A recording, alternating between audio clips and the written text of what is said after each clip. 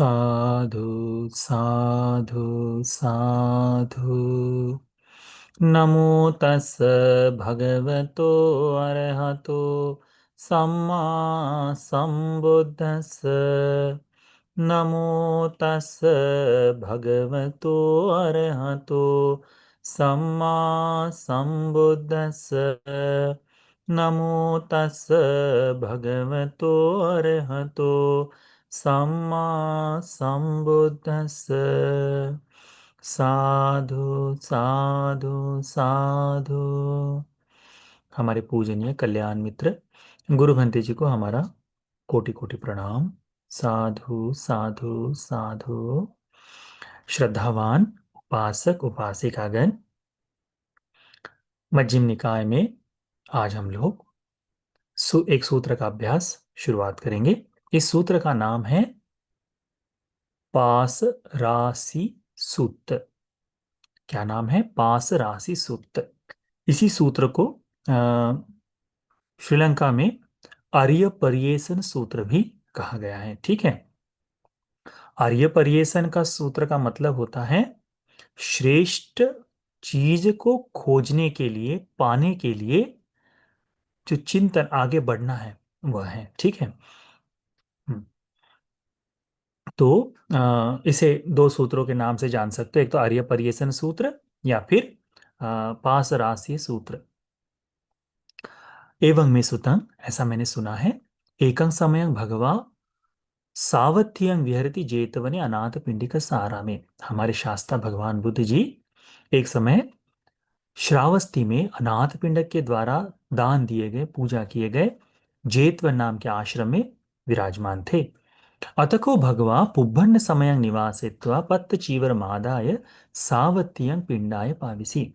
भगवान बुद्ध जी सुबह प्रातः के समय हो अपना पात्र चीवर लेकर श्रावस्ती में पिंडपात के लिए चले गए। तब अतको संबहुला भिक्खु येनायस्मा आनंदो तेनुपसंकपि। उस समय बहुत सारे भिक्षु लोग भगवान के चले जाने के पश्चात आनंद बनते जी जहां थे वहां आए। उपसंकमित्वा आयस्मंतं आनंदं एतद वोचुम। और आकर ये सब लोग इकट्ठा होकर बनते आनंद को इस तरह से कहते हैं चिरस्सुतानो आउसो आनंद भगवतो सम्मुखा धम्मी कथा। क्या कहते हैं? भंते, बहुत लंबा समय हो गया है कि भगवान बुद्ध जी के मुख से, भगवान बुद्ध जी के सम्मुख हमने धर्म की बात नहीं सुनी है। यानी भगवान भी ऐसा नहीं कि प्रतिदिन करना है यानी प्रतिदिन बोलना है करके बोलते ही रहेंगे। समय समय पर एक अलग अलग समय निकालते हैं। और तो श्रावस्ती में भगवान निवास कर रहे हैं और भिक्षु लोग भी वही रह रहे हैं, परंतु कई दिनों का अंतराल हो जाता है धर्म चर्चा में, धर्म कथा में।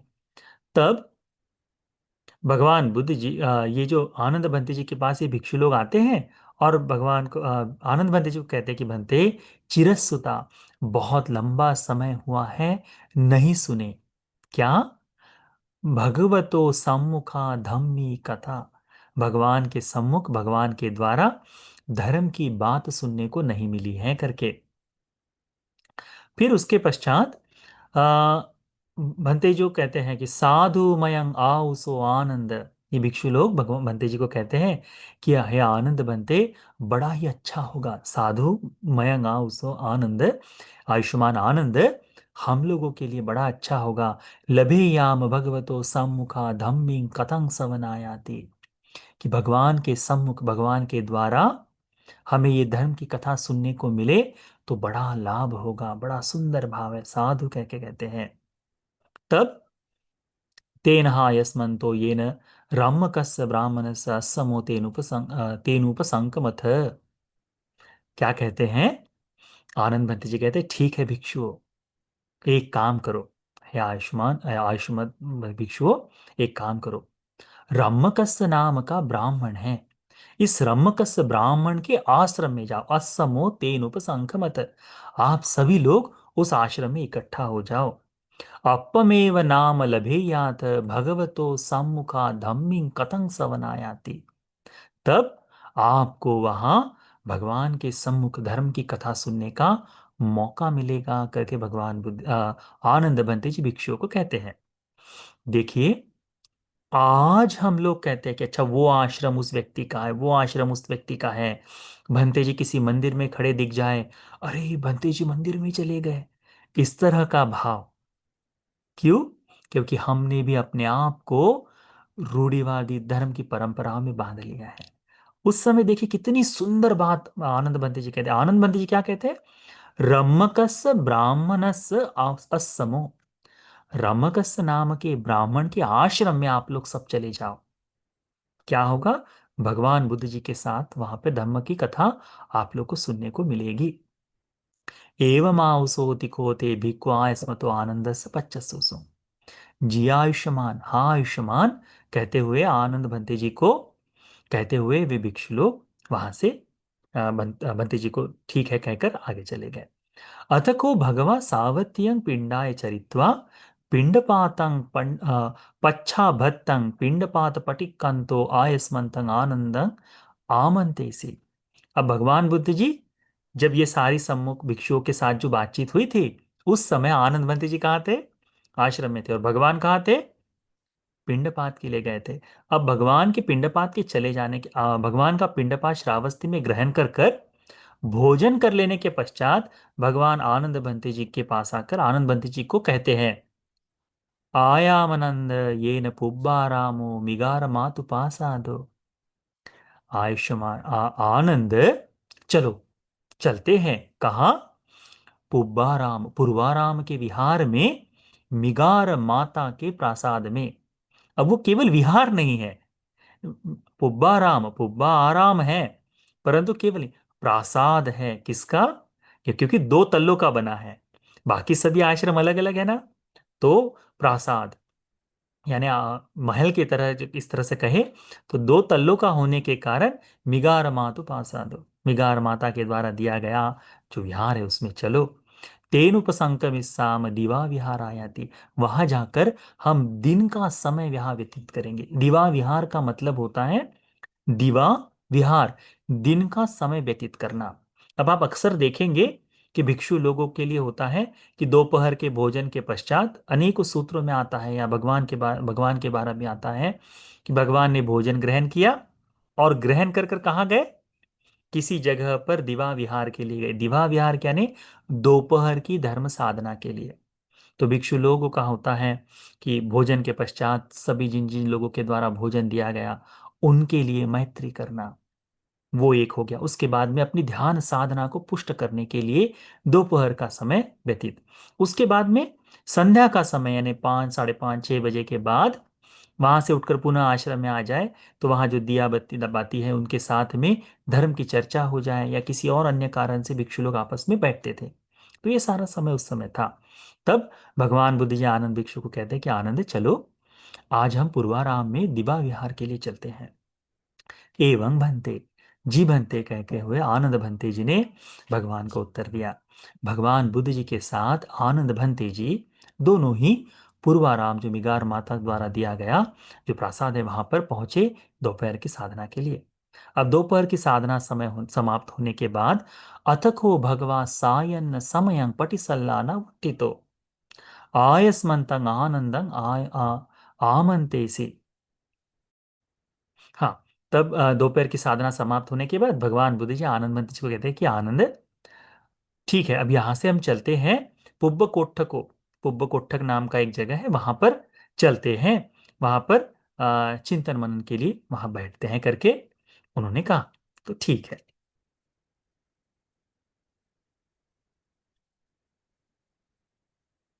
तो पुब्ब कोटक में स्नान के लिए चलते हैं करके, वहां जाकर थोड़ा सा स्नान परिसिंचित हूँ, तो स्नान आदि करके आएंगे करके। एवं भंते कहते हैं आनंद भंते जी भगवान के साथ साथ वहां चले गए। वहां जाने के बाद संध्या के समय में पुब्ब कोटक नाम का जो जगह है, वहां पर भगवान ने अपने आप को स्नान आदि किया। और स्नान आदि करने के बाद आ, अपना एक चीवर उठाकर, एक चीवर आदि पहनकर अब निकलने के लिए हुए। अब जाने के लिए आगे निकले। तब आनंद भंते जी कहते हैं, अतः को आयस्मा आनंदो भगवंत ये तो पूछे।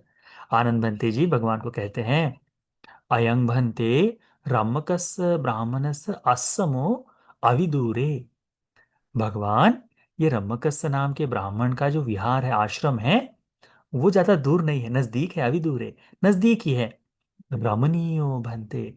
भगवान, ये बड़ा रमणीय है। रमकस्य ब्राह्मण आश्रमो, ये रमणीय है रमकस्य ब्राह्मण का आश्रम।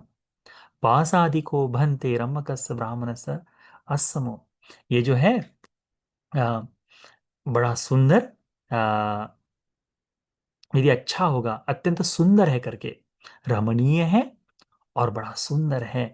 भंते, अच्छा होगा यदि आप इस रमकस्य ब्राह्मण से के आश्रम में चले तो।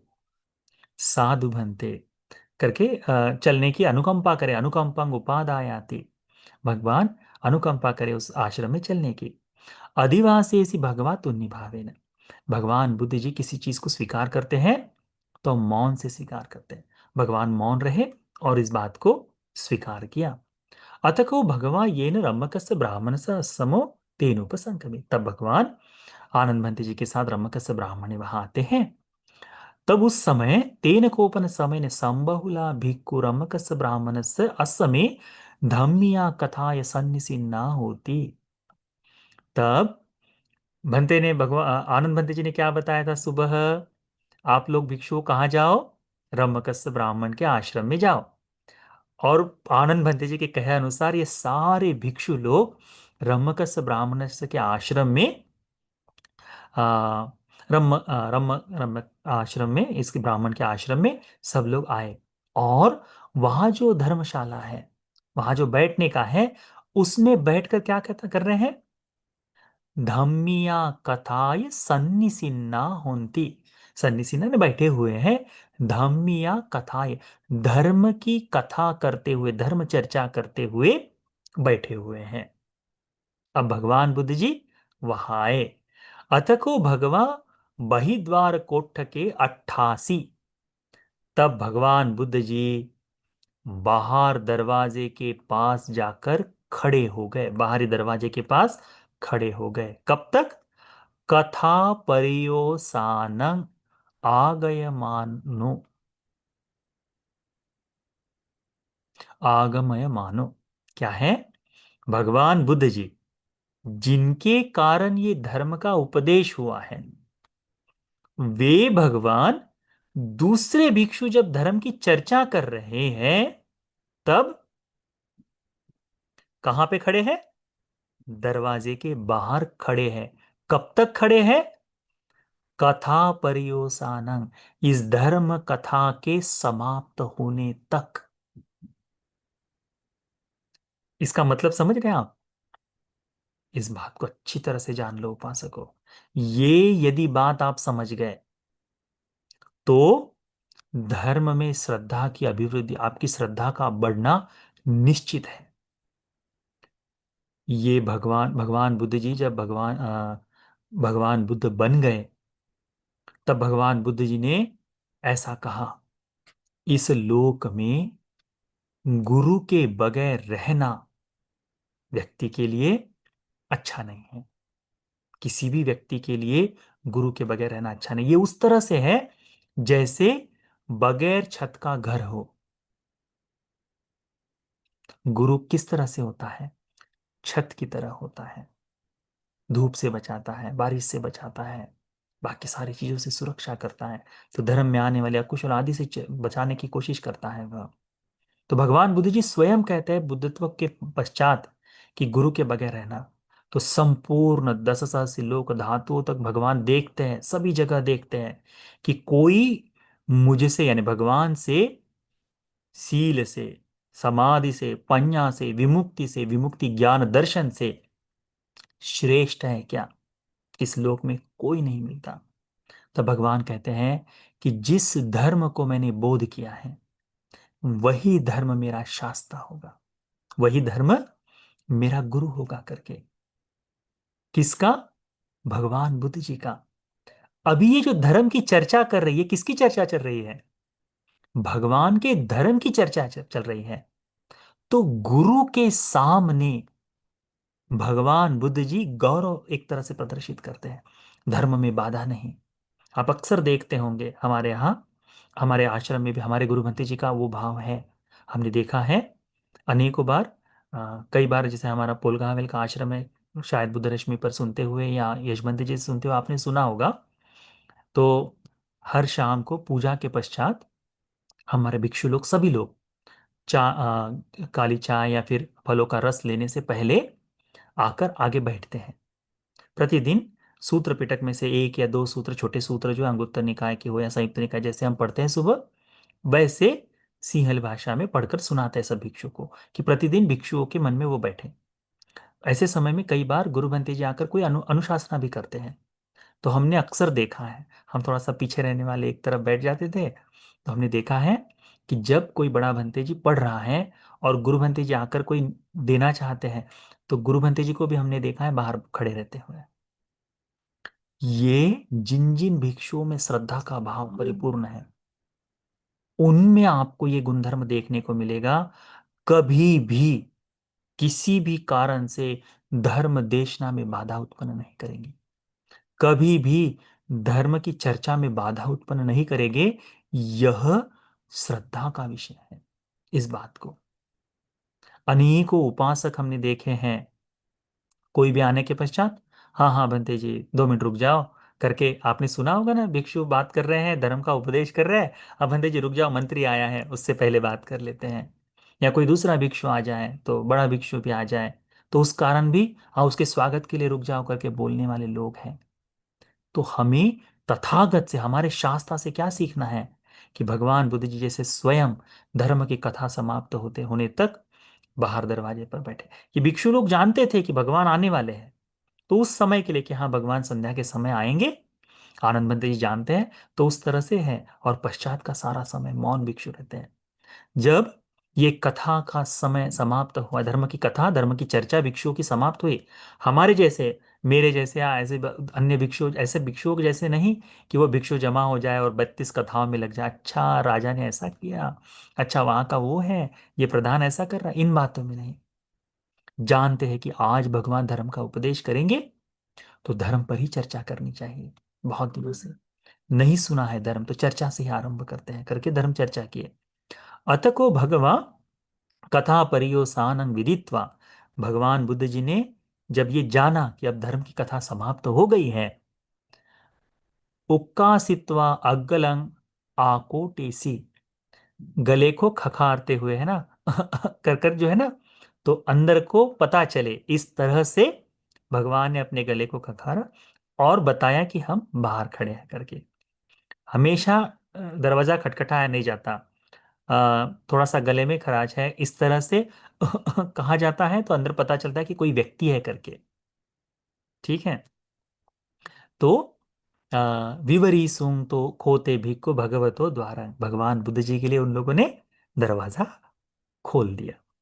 अतको भगवा रम्मकस्य ब्राह्मणस्य अस्सम पविसित्वा पඤ्यत्य आसने निसीथि। अब भगवान आने वाले, इसलिए भगवान के लिए पहले ही आसन लगा दिया। तब भगवान बुद्ध जी दरवाजा खुला है देख भीतर अंदर में प्रवेश किए और अपने लिए रखे गए आसन के ऊपर विराजमान हो गए। निसज्ज को भगवा भिक्षु आमंत्रित से, बैठकर भगवान बुद्ध जी ने सभी भिक्षुओं को आमंत्रित किया। क्या कहा? कायनुत्थ भिक्कवे एतरहि कथाय सन्निसिन्ना, काचपन वो अंतर कथा विप्प कथाति।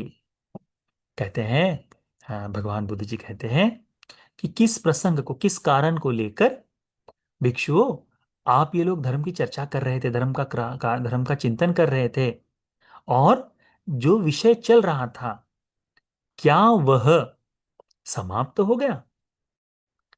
तो वे भिक्षु लोग उत्तर देते हैं, क्या कहते हैं भगवान को, कि भगवंतमेव नु खोने भन्ते, कोनो भन्ते आरंभं धम्मी कथा विप्प कथा अथ भगवा अनुपत्तोते। भगवान, आपके द्वारा जो उपदेशित किया गया धर्म है, उसी धर्म पर हम लोग चर्चा कर रहे थे आपके आने से पूर्व तक।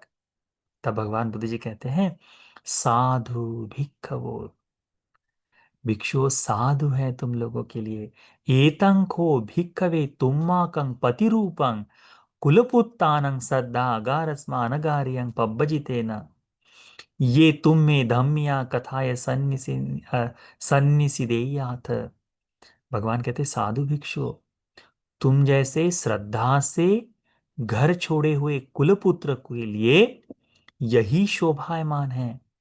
तुम जैसे प्रवजितों के लिए यही शोभायमान है कि तुम जब भी कहीं बैठो तो धर्म की चर्चा करते हुए बैठो, धर्म की चर्चाओं में ही बैठो। भगवान बुद्ध जी फिर बड़ा सुंदर उपदेश कहते हैं, सन्निपतितानं वो भिक्खवे द्वे करणीयं धम्मी वा कथा अर्यो वा तुन्नि भावं। भिक्षुओं, जब भी कभी इकट्ठा समूह में बैठो तो दो ही चीजें होनी चाहिए। कितनी चीजें होनी चाहिए? दो चीजें होनी चाहिए। धम्मी वा कथा, एक तो धर्म की कथा करो, अर्यो वा तुन्नि भावं, या फिर आर्य मौन, शांत रहकर। यदि भगवान के समय में होता था ना, दो ही चीजें, एक तो भगवान धर्म का उपदेश कर रहे हैं, या फिर सभी भिक्षु लोग शांत बैठे हैं। आपको शायद पता हो कि जब अजात शत्रु के द्वारा उनके उसके पिता की मृत्यु हो गई, तो उसके पश्चात वो बड़ा खिन्न रहने लगा, बड़ा उदास रहने लगा। तब भिन्न भिन्न गुरुओं के पास जाने के पश्चात भी उसे शांति नहीं मिली। तो जीवक को कहते हैं कि जीवक, कहीं चले। कहाँ चले? तो एक एक करके जीवक 6 शास्त्राओं के नाम बताता है। भगवान के समय में जो दूसरे शास्त्रा थे उन सभी के नाम बताता है। तो कहते हैं कि अभी उनके पास नहीं जाना है। तो कहते हैं अच्छा होगा यदि भगवान के पास चले। तो ठीक है, कहते हैं जीवक, चलो चलते हैं करके। तो जब जीवक अजात शत्रु को लेकर जाता है, जहां तक रथ से जा सकते हैं वहां तक रथ से गए, और फिर जमीन जब जंगल शुरू जहां से हुआ वहां से पैदल चलना शुरू हुआ। जैसे जैसे आगे बढ़ रहे, तो राजा के मन में भय जागने लगा। क्यों? क्योंकि जीवक ने बताया था, कुमार बच्चे जो जीवक है उसने बताया था कि भगवान 250 या फिर 500 भिक्षुओं के साथ इस जंगल में विराजमान है। तो अजातशत्रु को डर इसलिए लगने लगा कि जहां इतनी बड़े संख्या में व्यक्ति है, मनुष्य है, और वहां शब्द भी सुनाई नहीं दे रहा, तो कितना मौन होगा, कितनी शांति होगी इन भिक्षुओं की। तो आ, जीवक कहता है कि महाराज आप डरिए मत, थोड़ा सा आगे चलिए। और वही देखिए, आगे दिखाता है, बिल्कुल बिल्कुल पूर्ण चंद्रमा की तरह भगवान बुद्ध जी बैठे हुए हैं, और चांदनी की तरह सारे भिक्षु लोग भगवान के सामने बिल्कुल मौन अवस्था में बैठे हैं। यही है, ये जब हम सूत्र सुनते हैं, इन सूत्रों से हमें सीखने को मिलता था कि उस समय का कल्चर, उस समय की संस्कृति कैसी थी। ये जो चीजें हैं कि धर्म का गौरव तथागत शास्त्रा से आ रहा है। इस तरह से भगवान का उपदेश कि जब भी भिक्षु इकट्ठा हो, इसी विषय पर चर्चा करो। एक तो धर्म पर चर्चा, या आर्य मौन। हम लोगों में अब वो भाव थोड़ा सा घट गया है, परंतु आज भी जितनी भी कथाएं हमारे, विशेष करके हमारे भिक्षुओं में जितनी भी कथाएं आरंभित होती हैं, कहीं ना कहीं वो धर्म की कथा, चाहे राजनीति की बात कर ले, चाहे कोई और कर ले, उसके बाद भी हमने हमारे भिक्षुओं का एक बहुत सुंदर भाव देखा है कि धर्म कथा से ही वो समाप्त होती है। जैसे इकट्ठा हो जाए, निरुद्ध बंती जी बैठे हैं, पुण्य बंती जी बैठे हैं, हम यहाँ यश बंती जी बैठे हैं, बात करते करते हो जाए, और किसी बात पर हो जाए, अच्छा ऐसा है, हाँ वो भी तो अनित्य ही है ना, हाँ वो भी तो कुछ दिनों का है, उसके बाद समाप्त हो। भगवान ने तो ये सुंदर धर्म बताया है, बाहर की बात चल रही हो, परंतु आकर कहाँ समाप्त होती है? धर्म पर। ये हमारे आश्रम की विशेषता हमने देखी है, लंबा समय बिताया, आज भी कहीं पे भी चले जाओ, भिक्षुओं में वो धर्म की चर्चा होती है। तो ये सुंदर बात है। तब भगवान बुद्ध जी ये धर्म का उपदेश करते हैं, कहते हैं कि दो बातें होनी चाहिए। जब भी भिक्षुओं तुम इकट्ठा हो जाओ तो केवल दो चीजें करो, एक तो धर्म की चर्चा, और दूसरी आर्य मौन। फिर भगवान बुद्ध जी बताते हैं, अब यहां तक ये पूर्व कथा है कि धर्म का उपदेश जो करना है उससे पहले की, यहां से भगवान का धर्म का उपदेश आरंभ होता है। द्वे माँ भिक्खवे परियेसना। भिक्षुओं, दो तरह की परियेसना होती है। परियेसना यानी खोजना, ठीक है, दो तरह की खोज होती है। कितनी? दो तरह की। कौन सी दो? अरियाच परियेसना, अनरियाच परियेसना। एक होती है आर्य परियेसन और अनार्य परियेशन। यानी एक तो है कि जो आर्य खोज है, यानी गवेषण का करना है, देखना है, जान लेना है, खोजना है, उसके पीछे लगना है ना, गवेषित, तो वैसा। और दूसरा है अनार्य। भगवान बुद्ध जी इसमें दोनों ही बातों का विस्तार करते हैं। भगवान कहते हैं कतमाच भिक्खवे अनर्या परियेसना। भिक्षुओं, ये अनार्य परियेसना क्या है? इद भिक्खवे एकच्चो अत्तना जाति धम्मो समानो जाति धम्मं एव परियेसति। क्या कहते हैं भगवान? कि यहां कोई व्यक्ति स्वयं जन्म लेने वाले स्वभाव से है, जन्म लेने वाला स्वभाव उसका है, और जन्म लेने वाले स्वभाव की ही खोज करता है, उसी की प्राप्ति के लिए कोशिश करता है। अत्तनाच जरा धम्मो समानो जरा धम्मंगेव परियसति। स्वयं बूढ़ा होने वाले स्वभाव से युक्त है, और स्वभाव से युक्त होकर बूढ़ा होने वाली वस्तुओं की ही खोज करता है। अत्तनाच व्याधि धम्मो समानो व्याधि धम्मंगेव परियेसति। स्वयं बीमार होने वाले स्वभाव से युक्त है, और बीमार होने वाले स्वभाव धर्म के ही वस्तुओं की खोज में वो लगा रहता है। अत्तनाच मरण धम्मो समानो, स्वयं मरण धर्म से युक्त है। मरण धम्मंगेव परियेसति। मृत्यु होने वाली वस्तुओं को ही, मृत्यु होने वाली व्यक्तियों को ही, वस्तुओं को ही वो खोजता है। अत्तनाच शोक धम्मो समानो, स्वयं शोक होने वाले स्वभाव से है। शोक होना यानी हम जो रोना पीटना करते हैं ना, अपने आप से रुदन जो करते हैं, रोना है, दुख मनाना है, छोटी छोटी बातों पर हमारे आंखों से अश्रु निकल आते हैं, ये क्या है? ये है शोक धम्मंग, शोक करने वाले धर्म से युक्त है। और शोक धम्मंग एव परियेसति, शोक करने वाले धर्म को ही हम खोजते हैं। अत्तना संकिलेश धम्मो, हम जो है सारे ही क्लेश से युक्त हैं, क्लेशों से घिरे हुए हैं। संकिलेश धम्मंगेव परियसति। और क्लेशों के ही धर्म को, जिससे क्लेश ही उत्पन्न होता है, और क्लेश का ही विषय जो है, क्लेश को ही है, उसी की हम खोज करते रहते हैं, उसी की गवेषणा करते हैं करके भगवान बताते हैं। अभी किस पर चर्चा कर रहे हैं हम? अनार्य, अनार्य परियेषणा पर। पृथक जन की है, धर्म जो नहीं जानता, ऐसे धर्म बाह्य व्यक्तियों की खोज किस लिए होती है? इसीलिए धर्म को सीखने वाला व्यक्ति इन खोज से परे निकलने की कोशिश करता है। तो किस तरह से भगवान बताते हैं कि ये क्या है? किंच भिक्खवे जाति धम्मं वदेत। अब ये जाति धम्मा क्या है? स्वयं जाति धर्म से है, हम भी जन्म लेने वाले हैं, मेरा जन्म होगा, आपका जन्म होगा, मेरा जन्म हो रहा है, पुनः जन्म होगा। पुनर्जन्म नहीं, पुनः इसके कर्म स्वरूप से पुनः जो भव उत्पन्न होगा, जन्म होगा, वह पुनर्जन्म ने कि यही शरीर, ऐसा ही व्यक्ति इसी नाम से पुनः जन्म ले, यह आत्मा का भाव देखा जाता है।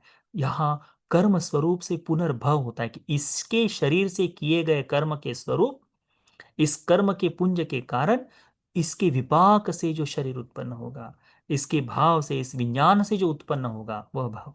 तो जाति धम्म जन्म लेने वाले स्वभाव से युक्त है। और ये क्या है? जाति धम्मं वदेत। तो भगवान बुद्ध जी कहते हैं उसमें, पुत्ता भरियंग भिक्खवे जाति धम्म। ये जाति धम्म वाला स्वभाव क्या है? स्वयं तो है, और खोज किसे रहा है? जिसका जन्म होता है उसी की खोज में है। तो किसका जन्म होता है? पुत्र, भार्या, भार्या यानी पत्नी, पुत्र की खोज में पुत्र जन्म लेते हैं, भार्या भी है, उनकी खोज में लगा रहता है। देख जाति धम्मं, ये है जन्म लेने वाले स्वभाव से युक्त। फिर दासी दासं जाति धम्मं, अपने हाथ के नीचे काम करने वाले जितने भी वर्कर हैं, काम करने वाले दास दासियां हैं, ये भी जन्म स्वभाव से हैं। अतीत में इस तरह का भाव था कि जब भी पहले दास दासियां हुआ करती थी, तो वह उन्हें दान स्वरूप में दिए जाते थे, अलग अलग स्वभाव स्वभाव में दिए जाते थे। तो जिसके पास जितने दास दासियों की संपत्ति, वो संपत्ति समझी जाती है एक तरह से। तो वह कि दासी दासं जाति धम्मं, ये दास और दासियां जन्म लेने वाले स्वभाव से हैं। अजेलकं जाति धम्मं, कुक्कुट, अजेलकंग यानी ये जो जितने भी चौपाए प्राणी हैं या फिर जितने भी जानवर हैं, ये भी जन्म लेने वाले स्वभाव से है। कुक्कुट सुकर, कुक्कट यानी जो मुर्गियां हैं, सुकर यानी सुअर हैं, जाति दम, ये जन्म लेने वाले स्वभाव से हैं। हत्थी, हत्थी गवास वलवांग, हाथी घोड़े, ये जो प्राणी हैं, ये भी गाय बैल, ये सारे उसमें आ गए, ये भी जन्म लेने वाले हैं, है ना। हाथी गवा गाय अश्व अश्व और लवंग यानी बैल, ये सब जन्म लेने वाले स्वभाव से हैं। जात रूप रजतंग जाति धम्मं, जात है ना, सोना चांदी, ये भी जन्म लेने वाले स्वभाव से है। प्राप्ति होती है इसकी, मिलने के लिए खोज करते रहते हैं, ये मिल जाए ये मिल जाए करके देखते रहते हैं, इस स्वभाव से है। भगवान कहते हैं जाति धम्मा हेते भिक्खवे उपधयो, भगवान कहते हैं ये जो जाति धर्म है, ये जो जाति धर्म है जिसको खोज रहे हैं, इसके प्रति चिंतन चलता है। और इस जाति धर्म को पाने के लिए मानसिक दृष्टि उत्पन्न होती है, उपायशीली हो जाता है, उपधि उत्पन्न होती है। इनको पाने के लिए सदा चिंतन चलते रहता है। आप देखिए, लड़का 23-24 साल का हो गया, लड़की 18-19-21 साल की हो गई, तो चाहे पढ़ाई करने वाली हो कुछ भी हो, 10 लोग आकर घर में क्या बताते हैं, शादी की उम्र हो गई, शादी नहीं करवा रहे, ये नहीं हो गया। लड़का 21 साल का हुआ, अब कब कमाना शुरू करोगे, धन संचय कब करना शुरू करोगे, इसका विषय चलता है, निरंतरता से चलता है। अब एक घर हो गया, अब बड़ा करना है, गाड़ी लेनी है, इस तरह से। अब जाओ, अभी पहले गाय बैले थी तो अब गाड़ियां ले लो, साइकिल है तो गाय बाइक चाहिए, बाइक है तो कार चाहिए, एक कार है तो दो चाहिए, है ना। इस तरह से जो है, तो ये इसके लिए उसके मन में चिंतन चलता रहता है। भगवान कहते हैं कि एत्थाय गथितो मुच्चितो अज्जापन्नो अत्तना जाति धम्मो समानो जाति धम्मं एव परियेसति। इस तरह से इसको पाने के लिए मूर्छित अवस्था में रहता है। मूर्छित अवस्था है ना, इसमें फंसा है, प्रमाद को काट करता है, और अपने को जाति धर्म स्वयंते हुए इस जाति धर्म की प्राप्ति के पीछे पीछे लगा रहता है। हमारा जीवन ऐसा ही है ना। यदि हमारा जीवन ऐसा है, तो कौन सा गवेषण कर रहे हैं, अनार्य गवेषणा है ये, आर्य परियसना, अनार्य परियसना है। यानी यदि कोई व्यक्ति बुद्ध धर्म में आकर भी केवल उसके मन में उन्नति का विचार आए, भगवान ने हमेशा कहा है कि जिस स्थिति में उससे आगे बढ़ो, धन का संचय कम है, धन का संचय करो, भवभोग संपत्ति से वृद्धि में आओ, ये भगवान ने कहा है। परंतु केवल इसी के लिए अंधभूत होकर इसको पाने के लिए जितना सदाचार, सील सदाचार त्याग कर करने के लिए भगवान ने कभी नहीं कहा है। इनको पाने के लिए उसके मन में जो मानसिक स्वरूप से चलता है, कुछ भी हो जाए, किसी भी तरह से क्यों ना हो, मैं इसको प्राप्त कर लूं करके जो भाव चलता है, इस कारण से वह प्रमाद में पड़ता है। हाँ, इसमें फंसा रहता है, और केवल जन्म लेने वाले स्वभाव को खोजते हुए, स्वयं जन्म लेते हुए इस संसार में दुख को भोगते हुए चलते रहता है। फिर भगवान कहते हैं किंची भिक्खवे व्याधि धर्म, अभी व्याधि धर्म क्या है। तो व्याधि धर्म कौन कौन है, तो पुत्र, पत्नी, दास दासी, जितने भी जानवर हैं, ये सारे व्याधि को प्राप्त होंगे। इसमें ज्यादातर धन संपत्ति के बारे में नहीं कहा है, इसमें केवल जानवर तक, जीवित लोगों तक कहा है भगवान ने। कहते हैं इस व्याधि, बीमार, वो बूढ़ा होने वाले स्वभाव से जितने युक्त है, इसके चिंतन में चलते चलते व्यक्ति का क्या होता है, इसके प्रपंच में फंसा रहता है। आप देखो, बेटा बड़ा हो रहा है, बूढ़ा हो रहा है, पत्नी बूढ़ी हो रही है करके चिंतन चलता है, पति बूढ़ा हो रहा है करके चिंतन चलता है, मन में लगा रहता है कि अच्छा तो बूढ़ा हो गया ये आदमी, अभी अब ये किसी काम का नहीं करके चलता है। यही दास दासियां, हमारे घर के गाय भैंस भी बूढ़ा हो जाए तो क्या करते हैं, उसको बेच देते हैं, क्योंकि अभी उससे कोई काम नहीं। फिर क्या करते हैं, फिर से उन्हीं चीजों की खोज में लगा रहता है आदमी। यही है कि इन जरा धर्म, बूढ़ा होने वाले स्वभाव से जो चीजें युक्त है, इन युक्त चीजों में व्यक्ति फंसा रहता है, उसके ही चिंतन मनन में लगा रहता है, मानसिक स्वरूप से उसमें बंधा हुआ रहता है। इस तरह से उसमें बंधा हुआ मूर्छित अवस्था में, आलस्य में पड़ा, स्वयं भी इस जरा धर्म से युक्त होकर जरा धर्म के ही चीजों के पीछे पीछे वो चलता रहता है करके भगवान कहते हैं, उसकी खोज में लगा रहता है। परियेसना, परियेसति करके भगवान बुद्ध जी बताते हैं। फिर भगवान कहते हैं किंच भिक्खवे व्याधि धम्मं वदेत। अब ये व्याधि धर्म क्या है, व्याधि धर्म भी वही है, पुत्र पत्नी दास दासी, जितने जानवर हैं, ये सब इसी के चिंतन में लगा है। व्याधि यानी आ, बीमार होने वाला स्वभाव। फिर कहते हैं मरण धम्मं वदेत, किंच भिक्खवे मरण धम्मं वदेत। ये मरण धर्मा में कौन कौन आते हैं, तो पत्नी पुत्र आते हैं, दास दासियां आती हैं, हमारे परिवार, हमारे जानवर जो है, जितने भी पशुधन जो है, वो सारे इस मरण धर्मा में आते हैं। और मरण धर्मा में स्वयं भी पड़ा हुआ है। इस मरण धर्मा का चिंतन करते करते क्या होता है, मूर्छित अवस्था में आलस्य में रहकर स्वयं भी मरने वाली चीजों की खोज में लगा रहता है, उसी की पर्यवसाना करता है। किंची भी कवे शोक धम्मं वदेत। ये दुख देने वाले, शोक करने वाले धर्म क्या है, कौन कौन शोक दिलाता है अपने आप को जीवन में, तो यही सारी चीजें शोक दिलाती है।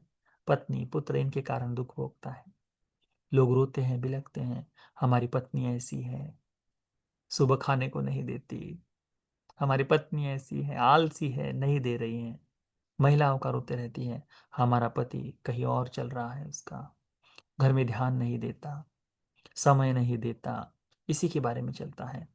विदेश में जाकर बैठा हुआ है, हम यहाँ अकेले हैं, बच्चों पर ध्यान नहीं दे रहा करके, इस तरह से चिंतन चिंतन चलते रहता है। शोक का कारण है, छोटी छोटी बातों में नोक झोंक, झगड़ा करना शुरू कर देते हैं, शोक का कारण है।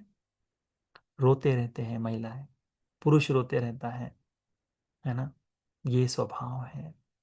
पत्नी के लिए रोने वाले पुरुष अनेकों हैं, यशवंती जी को पूछिएगा, उनके पास आकर बहुत से लोग रोते हैं कि पत्नी छोड़कर चली गई, उसको कैसे लेकर आए करके, इस तरह से।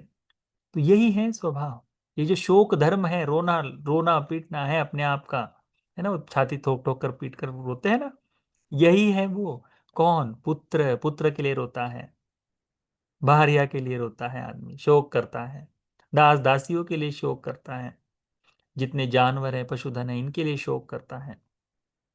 शोकदम माहेते भिक्खवे उपदयो। शोक करने वाले स्वभाव से बंधा हुआ ही वह व्यक्ति चलते रहता है करके भगवान कहते हैं। ये पंच काम जो है ना, पांच काम गुण जो हैं, ये सारे ही मरण वाले स्वभाव से युक्त है, उसके उपधि में वो फंस जाता है। फिर भगवान कहते हैं कि कथंच भिक्खवे संकिलेश धर्म। ये क्लेश धर्म कौन कौन से हैं, फिर जो क्लेश उत्पन्न कराते हैं। क्लेश यानी जिसके लिए आदमी रोता पीटता लगा रहता है ना, जिसको पाने के लिए निरंतर, कहाँ 3 घंटे ड्राइव करके जाना है धन कमाने के लिए, तो जाने के लिए तैयार है, जिसके लिए सारे प्रपंच में फंसे हैं हम। यदि आपको आज कह दे कि भैया आप लोग घर छोड़कर निकल आओ, तो आप में से कितने लोग हाथ खड़ा कर सकते कि मैं आज घर से निकलने के लिए तैयार हूं। कोई नहीं कर सकता, आज कोई नहीं बोल सकता। क्यों? क्योंकि ये संकलेश में, ये इसमें फंसा हुआ है आदमी। ठीक है।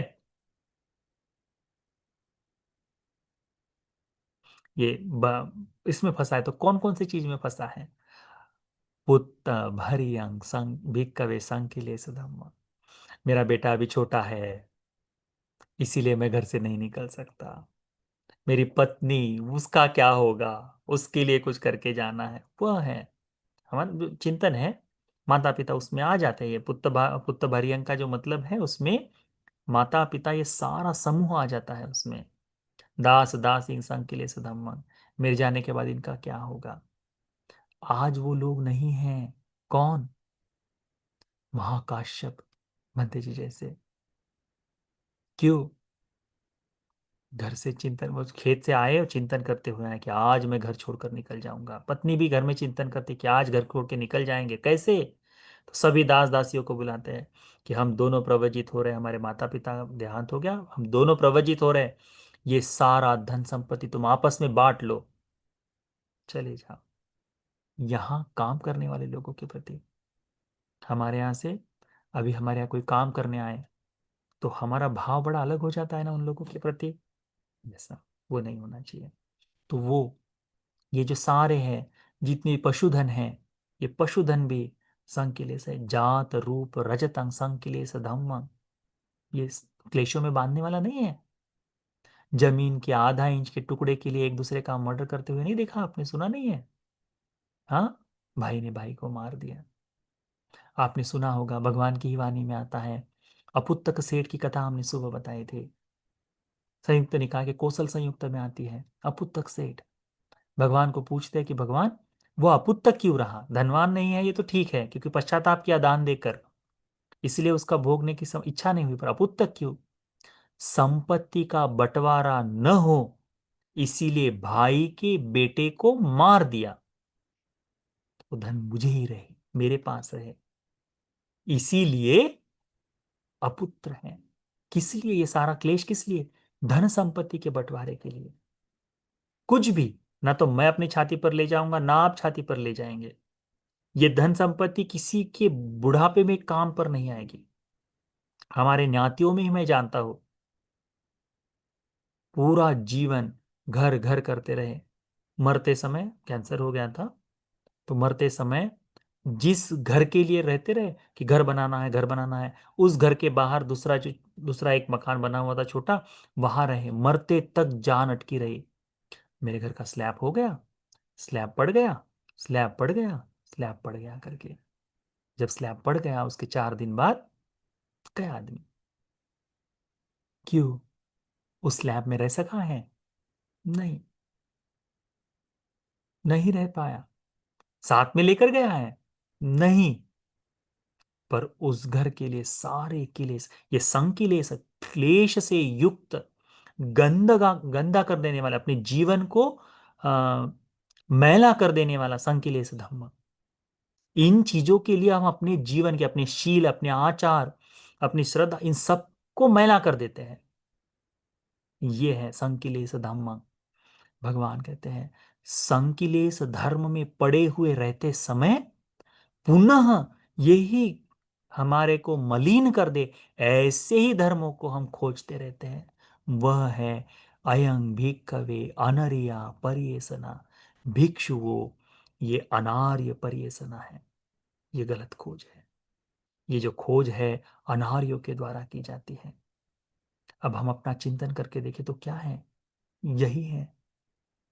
फिर भगवान बुद्ध जी कहते हैं, कतमाच भिक्खवे आर्या परियेसना। भिक्षुओं, ये आर्य परियेसन क्या है? आर्य परियेसना क्या है? फिर भगवान बताते क्या, इद भिक्खवे एकच्चो अत्तना जाति धम्मो समानो, जाति धम्मे आदिनवं विदित्वा अजातं अनुत्तरं योगक्षेमं निब्बानं परियेसति। क्या कहते हैं? एकच्चो, कोई एक व्यक्ति, अत्तना जाति धम्मो, स्वयं जन्म लेने वाले स्वभाव से युक्त है, ये जानता है। जाति धम में आदिनवं विदित्वा, जन्म लेने के, आदिनव का मतलब क्या है? हमने दो चीजें हमेशा बताते हैं, एक तो आदिनव बोलते हैं और एक आनिसंस बोलते हैं। क्या है आदिनव का मतलब? क्या है? हम्म? आदिनव प्रियांशु, याद कर लेना है। आदिनव का मतलब होता है नुकसान, आनिशंस का मतलब होता है लाभ। ठीक है, आदिनव का मतलब क्या है? नुकसान है। ठीक है, तो जन्म लेने वाले स्वभाव के नुकसान जो है, उसकी खामियां, उसकी जो है कि उसके नुकसान जो है, जन्म, अरे मैं जन्म लूं तो मुझे ये सारा दुख भोगना पड़ेगा, ये उसका नुकसान है। तो जन्म लेने के नुकसान को देखकर विदित्वा, विदित्वा यानी ज्ञात करता है, आदिनवंग विदित्वा उसका जान लेता है, अजातंग जहां जन्म न हो, अनुत्तरंग जो सबसे श्रेष्ठ है, योगक्षेमंग जिसे प्राप्त कर क्षेम भूमि पर पहुंच जाए, निब्बानंग ऐसे निर्वाण को, परिये सती उसकी खोज में लगता है ना सुंदर शब्द, डिक्शनरी में लिखने लायक है। ठीक है, आदिनवंग का मतलब होता है नुकसान, विदित्वा का मतलब होता है जान लेना, अजातंग यानी जिसका जन्म नहीं होता, अनुत्तरंग जो सबसे श्रेष्ठ है, अनुत्तर है, उसके जैसा दूसरा कोई नहीं, उसका कोई सानी नहीं, योगक्षेम क्षेम भूमि को प्राप्त कर ले ऐसा, निब्बान निर्वाण, परिये सति यानी खोजता है। फिर भगवान के अत्तना जराधर्मो समानो, स्वयं जराधर्म से युक्त है, जराधर्मं आदिनमं विदित्वा अजरंग अनुत्तरंग योगक्षेमं निब्बानं परियसति। स्वयं जराधर्म से युक्त है, बूढ़ा होने वाले स्वभाव से युक्त है, परंतु बूढ़े होने वाले स्वभाव के आदिनवों को देखकर, नुकसान को देखकर, जो अजर है, जो जर्जर नहीं हो सकता, अब वह बूढ़ा नहीं हो सकता। क्या जर्जर नहीं होता? निर्वाण। एक ही समय है बुद्ध का, देखिए सभी लोगों में, हम सब में, बचपन में मेरी इच्छाएं कुछ और थी, थोड़ा सा बड़ा हुआ तो मेरी इच्छाएं बढ़ी, थोड़ा सा और बड़ा हुआ तो फिर आकांक्षाएं बढ़ी, अलग हो गई, हमारे विचार बदलते गए, सारी चीजें बदलते गई। हम जितना बूढ़ा होते जाएंगे हमारे विचारधाराओं में, हमारे चिंतन में अंतर आ जाता है। ये क्या है? हमारे मानसिकार में भी जरा भाव, विनाश का भाव, बदलने वाला स्वभाव आ जाता है। अब मैं बचपन में जैसा सोचता था, अब मैं वो सोचूं तो खुद पर ही हंसूंगा ना। आप लोग भी बचपन की चीजों को याद करके देखो, मुझे लगता है आप में कोई एस्ट्रोनॉट बनना चाहता है, और ये भी चाहता होगा कि मैं खुद ही बनाऊं और खुद ही ऊपर चले जाऊं करके, ऐसा सोचा होगा ना। हाँ, ऐसे सोचने वाले लड़के हैं, हमने देखे हैं। फिर तो वो जो है, अब वो विचार भी जर्जर हो गए ना, तो जर्जर होने वाला स्वभाव धर्म है वो। तो अजर जो, अजर रंग जो जर्जर नहीं होता, बूढ़ा नहीं होता, ऐसा स्वभाव निर्वाण का है, उसकी खोज में लगता है। अत्तना व्याधि धर्मो समानो, स्वयं व्याधि धर्म से युक्त है, ये जानता है, पर व्याधि धर्म के आदि न उसके नुकसान को देखकर, अव्याधि अनुत्तरंग योग जो बीमार नहीं होता, ऐसा निर्वाण, एक स्थिति है निर्वाण की, उसमें कोई परिवर्तन नहीं। भगवान का, भगवान के जीवन में जिस क्षण से भगवान बुद्ध बने उस क्षण से कोई परिवर्तन नहीं आया। स्थिरता जो कहते हैं, विचार की स्थिरता, धर्म की स्थिरता, भगवान ने एक धर्म, आप उपासकों को विशेष करके ध्यान में रखना चाहिए। निर्वाण एक ऐसा स्थिति, ऐसी स्थिति है जो जन्म नहीं होता, जो बूढ़ी नहीं होती, जो निर्वाण है, बूढ़ा नहीं होता, वो बीमार नहीं होता, या फिर उससे बाहर नहीं आ सकता कोई आदमी। एक बार निर्वाण को प्राप्त हो जाए तो उससे पुनः वापस नहीं आता। ये इसलिए बता रहे हैं हम आपको कि जो कोई निर्वाण को एक बार प्राप्त कर ले उसका पुनः आना मुमकिन नहीं, इसलिए क्योंकि महायान की किताबों में ये कहा गया है कि कोई निर्वाण को प्राप्त हो जाए, वो निर्वाण से च्युत भी हो सकता है, उससे बाहर भी निकल के आ सकता है करके, ऐसा कहा है। तो यह अधर्म है यदि कोई ऐसा कहे कि वो, तो जब भी महायान का ऐसा कोई शब्द सुनने को आए कि अरे निर्वाण को, निर्वाण से लौट कर भी आया जा सकता है, तो नहीं। जिसका, जिसे निर्वाण की प्राप्ति हो गई है, जो अरहंत हो गया है, अरहंत का पुनः सामान्य गृहस्थ वस्त्रों में आना असंभव है। अरहंत का पुनः गृहस्थ धर्मों का चिंतन करना असंभव है, असंभव है, इस बात को ध्यान में रखो। ठीक है, फिर भगवान कहते हैं कि अत्तना मरण धर्मो, स्वयं मरण धर्म से युक्त है, मरण धर्म में आदिनम विदित्वा अमतंग, अमर जो है, अमृत जो है, जो मृत नहीं होता, जो मरता नहीं, ऐसे निब्बान को पाने की खोज करता है।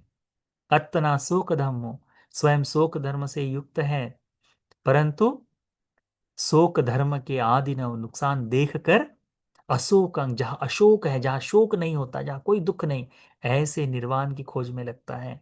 अतना संकिलेश धम्मो, क्लेश धर्मों से युक्त होकर, किलेश, संकिलेश का मतलब होता है अपने जीवन को मैला कर देने वाला। हमारे मन में राग जागता है तो मन मैला हो जाता है, जीवन मैला हो जाता है। राग से अगति को जाता है, द्वेष जागता है, द्वेष से अगति को जाता है आदमी। अगति को जाना यानी अपनी सीमा को तोड़कर कुछ भी करने के लिए तैयार हो जाता है। मोह जागता है तब, इस मोह के कारण भी अगति को जाता है। अगति यानी सामान्य मनुष्य स्वभाव से नीचता में आ जाता है। क्यों? क्योंकि मन को क्लेश में, वो मन को मैला कर देने वाला स्वभाव जो है ना, वो। फिर भगवान कहते हैं कि ये संकिलेश धर्म में स्वयं है, जानता है, परंतु इस संकिलेश धर्म के आदि न देखता है, इसके नुकसान देखता है। और असंकिलिट असंकिलिटं अनुत्तरं, जहां संपूर्णता से परिशुद्ध है, जो कोई मैला न हो, ऐसा वस्त्र जिसे कितने भी गंदे पानी में डुबो तो बिल्कुल साफ साफ ही रहेगा, ऐसे धर्म का निर्वाण जो है उसकी खोज में लगता है। भगवान कहते हैं अयं भिक्खवे आर्या परियेसना, भिक्षुओं, ये आर्य परियेसना है। ठीक है, आर्य परियेसना। तो गृहस्थ, आप उपासक होने के नाते, हम भिक्षुओं को भी धर्म में आने के नाते हमारे जीवन का उद्देश्य क्या होना चाहिए? चिंतन मनन में, हमारी प्राप्ति में, हमारी इच्छाओं में, हमारी आकांक्षाओं में क्या होना चाहिए कि ये सारी चीजें नश्वर धर्म हैं, भला हो कि इनसे मैं बाहर आने का विचार करूं।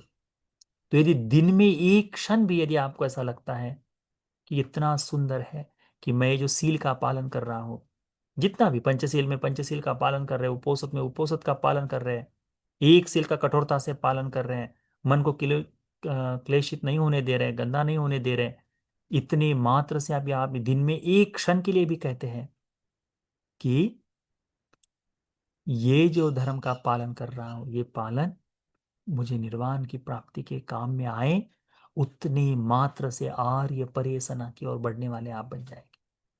ठीक है, इसका आधा सूत्र बाकी है।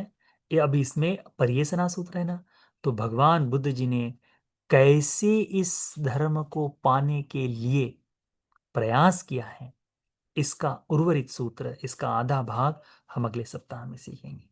इतना आज के लिए पर्याप्त है।